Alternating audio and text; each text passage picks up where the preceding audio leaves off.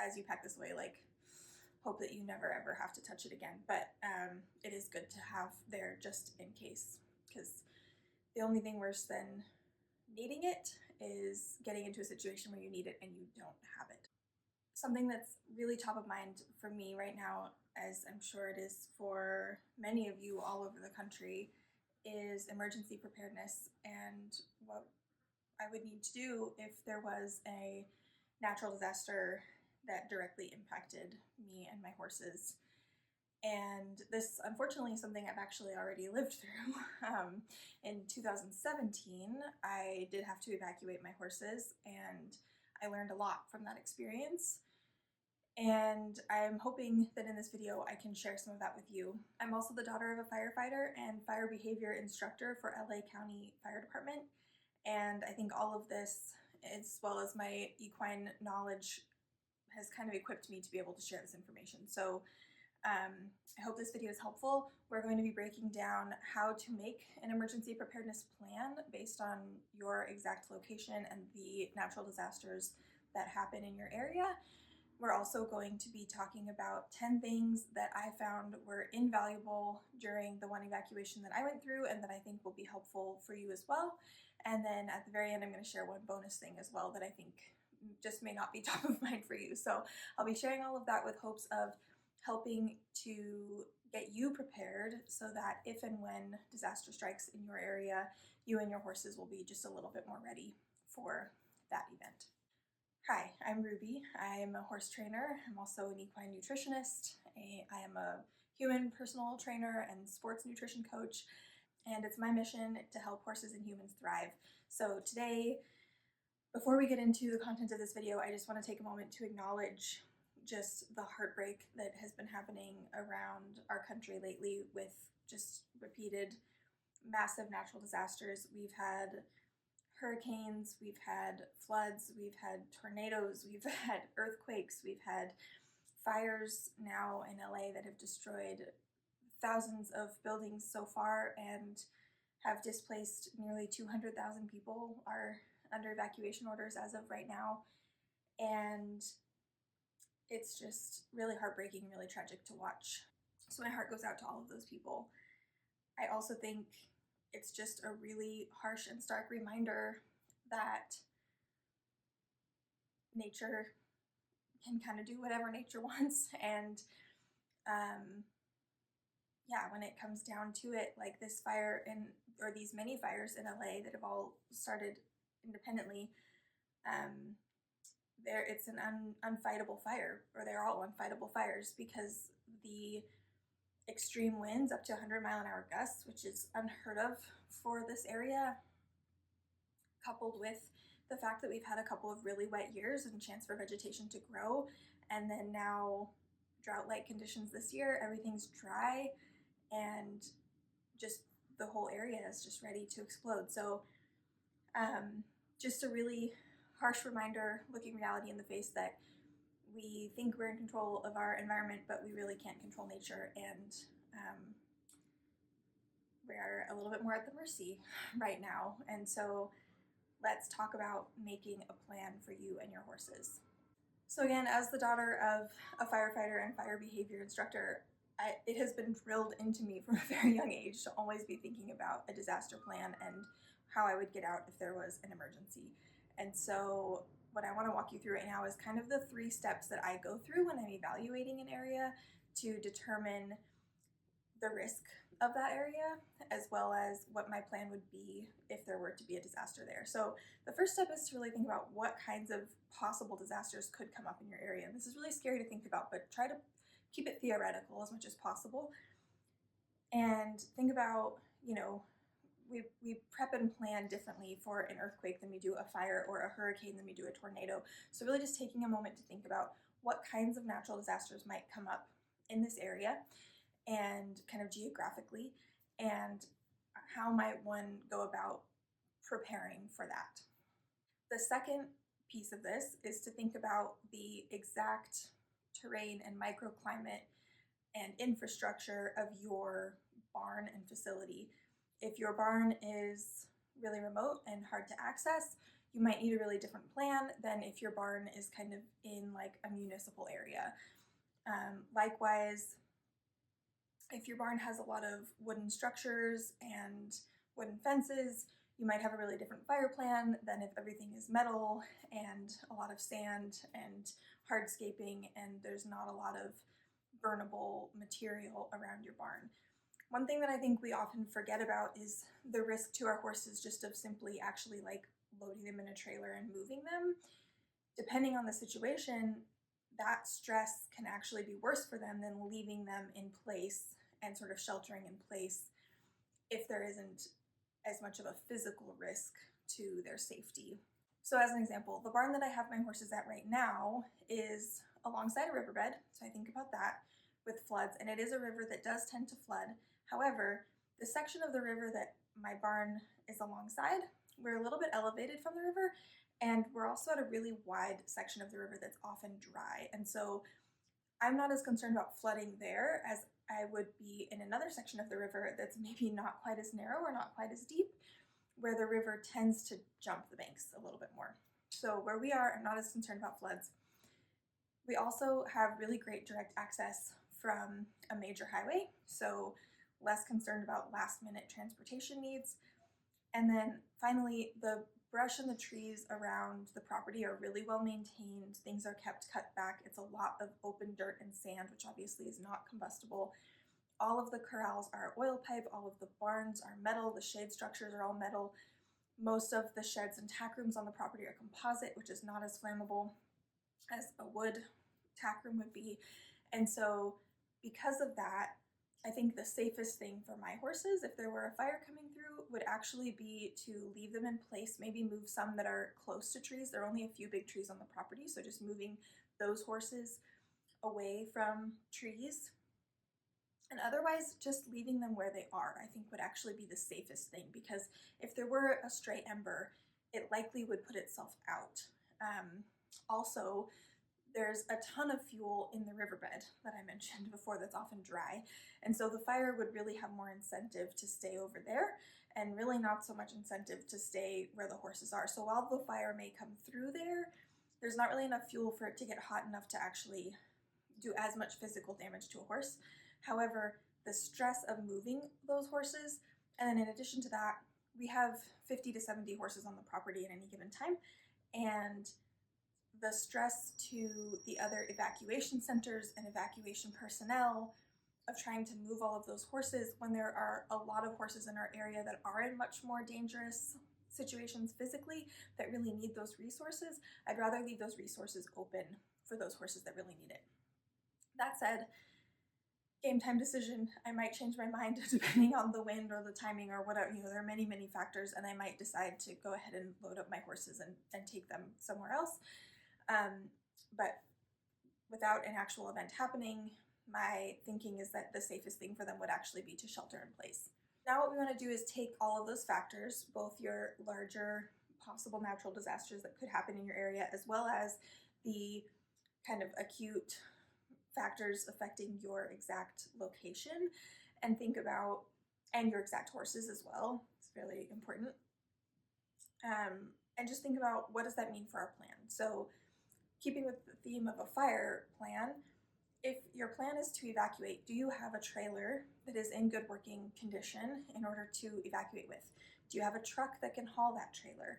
Does your trailer have enough room for all of your horses, or would you need to decide which ones to take first and hope that you have enough time to come back for the rest?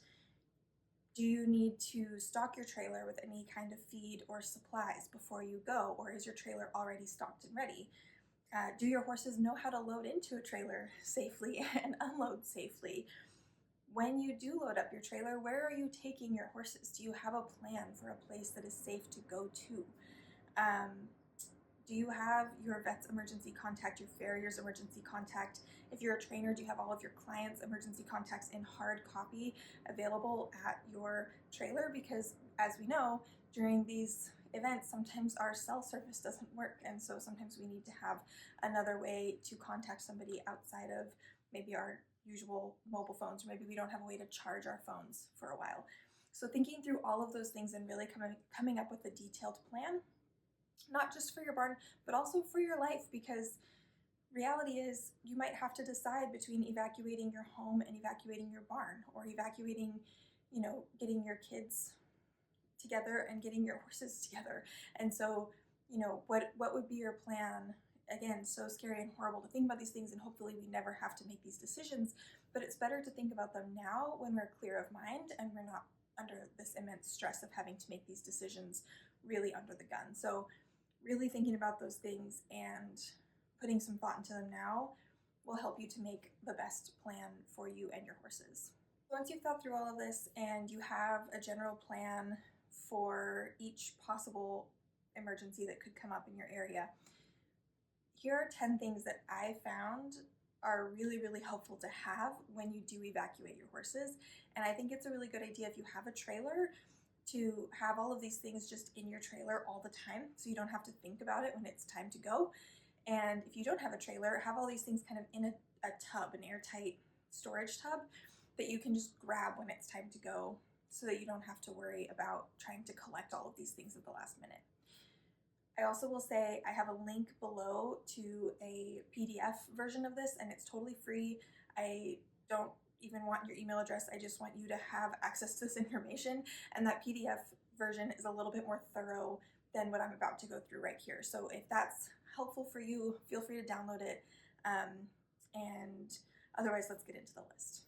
So the first thing you want to make sure you have is feed and water supplies. If your horses are on grain, it's a good idea to have some grain already ready to go, so you're not risking colic from sudden feed changes. You'll also want to remember to cycle through this every now and then so the grain doesn't expire. So really thinking about that piece. You'll also want to make sure you have feed bags, hay bags, and feed buckets if you use buckets.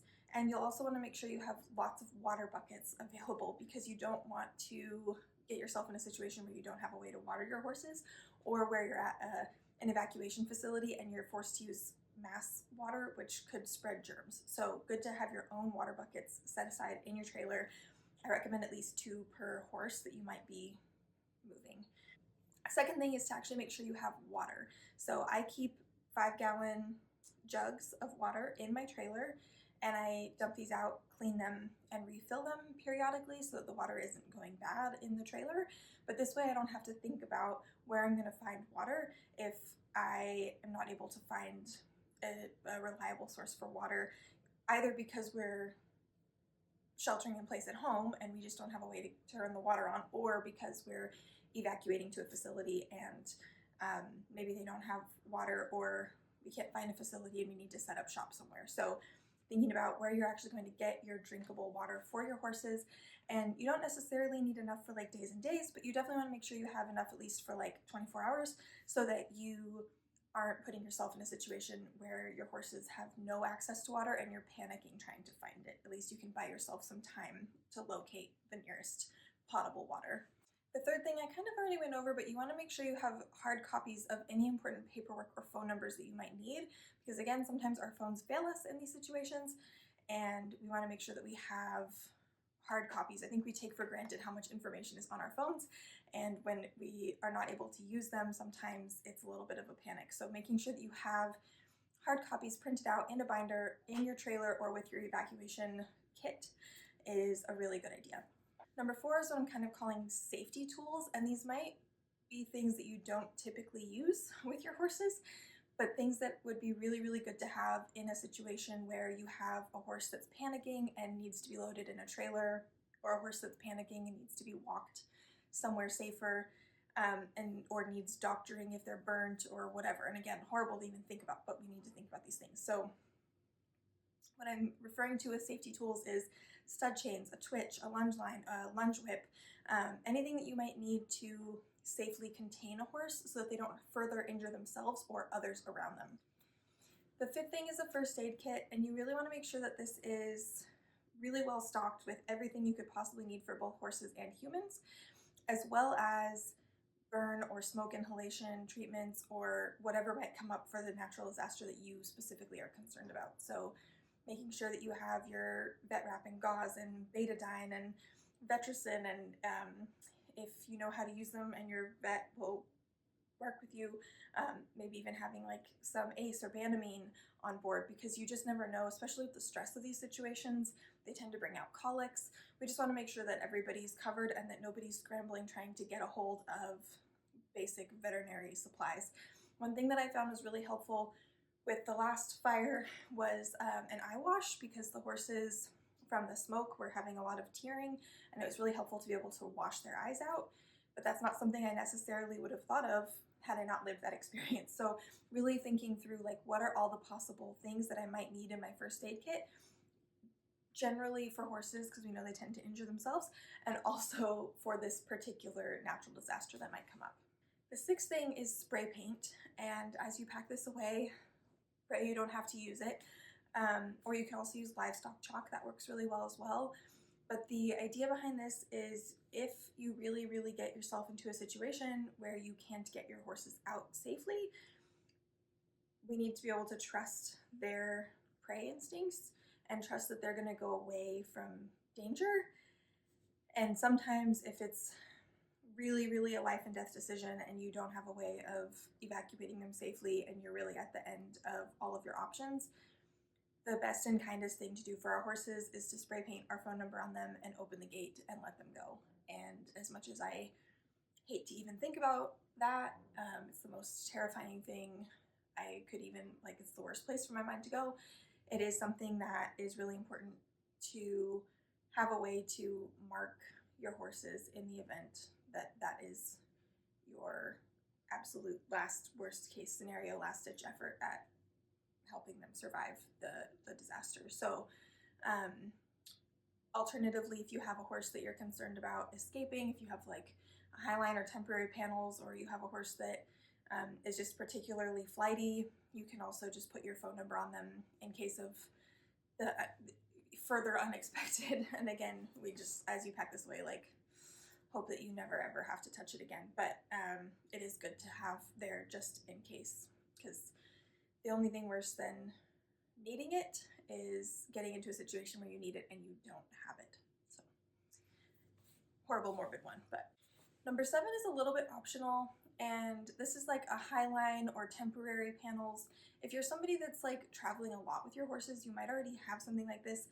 It's a really good idea to teach your horses how to use these things before an emergency situation, if they've never been tied to a highline or they've never been corralled in emergency panels, or temporary panels rather. But these are good things to have just in case, again, you get to like an evacuation center and they're like, we have no room. You can kind of set up your own space. Or even if you do get there and they have the room, but maybe you want to leave spaces open for horses that really need those corrals. If you know that your horses will tie to a highline or go in temporary corrals, then you're just already set and self-sufficient. It also frees up the ability to like pull over on the side of the road and set up your camp if you need to or whatever. It just gives you a lot more flexibility. So a little more optional on that one, but something to just think about depending on your horses and your level of experience handling stressed horses. Number 8 is something I would not have thought of, but extra clips and snaps, because sometimes you get to the evacuation center and they don't have a way to bolt the gates shut or the stall doors shut, depending where you're going. And so thinking that through as well, making sure you have extra snaps and clips. In a pinch, you can always use a lead rope, or you can tie some baling twine around the gate, but it's a really nice thing to have just those extra clips and snaps ready to go. Number 9 is a radio. This, again, is something that like we don't often think about anymore because we all have our phones and computers and access to all of this information all the time. But having a way to get in contact with the outside world via radio so that you can hear what's going on with the fires or the floods or whatever might be going on if cell reception is out. So definitely something I highly, highly recommend, and make sure you have extra batteries for that radio so that in case of emergency, you are totally prepared. Finally, number 10 is a toolkit, and this again is something that like you might not necessarily think about until you need it, but making sure that you have like basics: hammer, bolt cutters, wire cutters, a stapler, a good sharp knife. All of these things can really make sure that you are prepared if, you know, a horse gets tangled up in barbed wire, or you need to bolt cut a padlock, or I don't even know, there's nails sticking out of the walls when you get to your evacuation location and you want to get rid of those nails so your horse isn't cutting themselves, whatever might come up. You just want to make sure you have those tools ready to go. Again, just better to have them and not need them than to need them and not have them.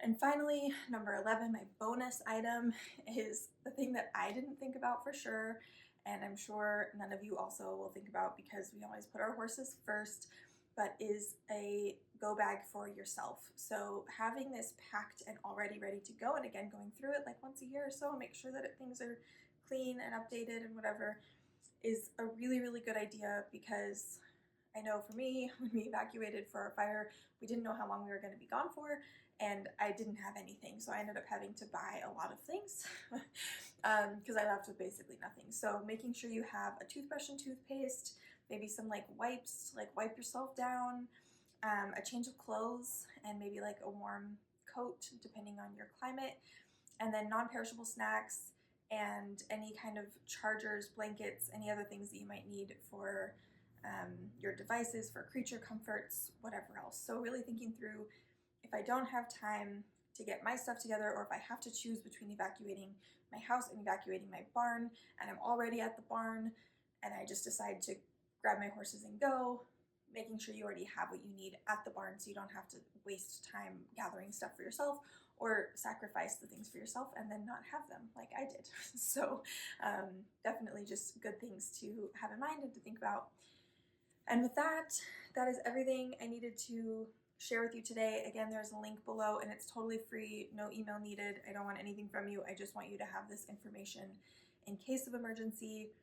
And I hope that this was helpful. And again, I just hope that you never ever have to use any of the information we just talked about. But if you do, yeah, best of luck and hang in there, and just remember to take deep breaths and try to make good choices and go back to your plan.